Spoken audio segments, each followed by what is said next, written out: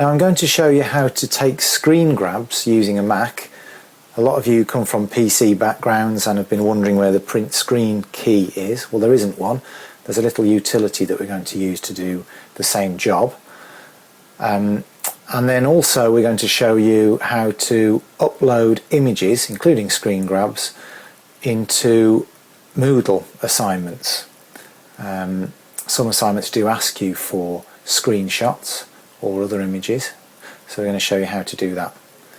Right, let's take an assignment that might need a screen grab. This one here, use insert and send effects. You have a look at that. In the notes section here, you can click on edit, as you know, and I used an ES1 in this way, and they say a picture speaks 1,000 words. I tend to agree in many cases. So a screen grab here would show instantly what I'd used. So let's think about what I want to take a screen grab of on Logic. It's actually this ES1 synth here and any effects I've used, in this case inserts, where I've used the new pedal board on Logic 9. And I want to show both of those things on my screenshot. So first of all, I'll maybe arrange them so they're sort of side by side. And I really only want to take a grab of what's necessary. I don't need to do the whole screen really. Now the utility I'm going to use that I mentioned earlier is over here. It's called Grab. That's the icon for it. It should be in your dock. If it isn't, I'd recommend you putting it in your dock because it will come in very useful. You'll find it in Applications, in a little folder at the bottom called Utilities, and there it is. Drag that to your dock and keep it there. Once it's there, we can click on it and you'll see that the menu has changed here to Grab. That's all it does. That's the only clue that it's active. And we need to tell Grab what we want to capture. So we go to the capture menu. You can capture a screen, which is the whole screen. You can capture just a particular window by clicking on it. I find the most useful one in most situations is selection. It gives you more precision. So I'm going to select that. And it asks me to drag over the portion of the screen that I want to capture. In which case, I would say let's get the name in there of the ES1 and make sure we get all our effects in too. There we go. Makes a little kind of clicking noise of a shutter of a camera. And here now we have to all intents and purposes, a digital photo of that selection. And it calls it Untitled 1, and if you're not happy with it you can just close the window and it won't save it, but I'm happy with that, so I will do a save as and name it something more appropriate so I can find it again. I've already got one here on my desktop, ES1 and FX Pick. Let's go over that actually because that was an earlier attempt that I wasn't very happy with. ES1 and FX Pick. Save. I'll replace the old one. Now I can save that. I can quit Grab. I can just hide Logic just to get rid of it. And I need to get that photo into this body of text. Now the bad news is, well, there are two bits of bad news. First of all, Grab doesn't save things as a JPEG, which is the most universally recognized format, as I'm sure you know, for digital photos, particularly on the internet.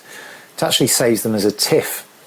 So first of all, I think it's worthwhile converting that file into a JPEG by using iPhoto.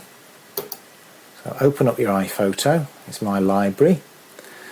If you haven't used iPhoto before, here's a very quick guide to importing a photo and then converting it to another format. I'm just going to go to File, Import to Library. There's our pic there. I'm going to import that. There it is, Untitled Event it's called. I'm now going to, while that's highlighted there, you can click on and off it, highlight it I'm going to go to File, Export, and I'm going to export it as a JPEG. You've got various options there. You see TIFF, original. Make sure it's on JPEG. The quality is up to you. I like to keep it on the higher side just in case we lose any resolution, especially with some of those small fonts that Logic tends to use. So I'll put it on high. Size, full size, that's okay. Export that. Where do I want to export it to? I'll do it to the desktop. It should put the suffix JPEG after it anyway, so we'll know which one is which. That's done. Let's quit iPhoto. Now the other bit of bad news is that Moodle won't allow you to simply upload that photo into your body of text.